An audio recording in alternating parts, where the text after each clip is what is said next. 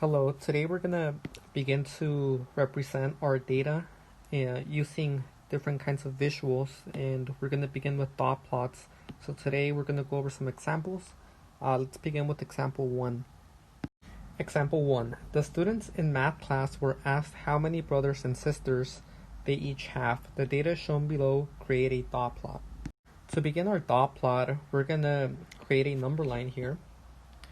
And now let's get the smallest value and the largest value. Let's scan the data really quickly, and we can see that our largest value is going to be 6 and the smallest value is going to be 0.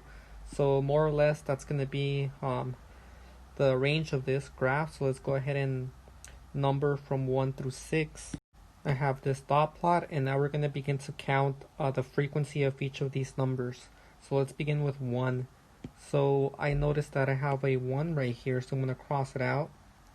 I have another 1 right here. I have another 1 right here, and that's it. So for 1, I have a frequency of 1, 2, 3. So I'm going to draw 3 dots above this 1 to represent those 3 1s. I have 3 1s in my data, and that's what these 3 dots represent. Now let's go ahead and count the frequency for 2. So here I have 1, 2, so I'm going to cross this one out. I have another 2, that's 2 2s, and I cross out 3 2s, and that's it. So I'm going to draw 3 2s, or I'm going to draw 3 dots above this 2.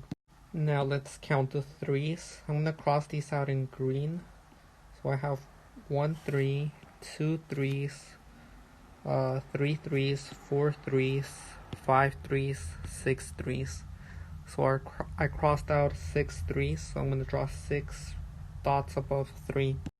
Let's cross out the 4s now. I'm going to cross those out in red. So here I have 1 4, 2 4s, 3 4s, 4 4s. Now let's look for 5s, and we can see that we actually don't have a 5. So now let's go ahead and look for 6s, and here we have 1 6, and that's the only 6 in here. So let's cross that one out, and let's put a dot above 6. And something I noticed right now is that I actually forgot to include the 0. So you do have to include 0 if it's on your data. So let's go ahead and extend this, and 0 should have been my first value. And here we have 1, 2, 3, 3 zeros. And this is the dot plot representing this data. So go ahead and try the 2 examples that follow, and then I'll see you back in example 2.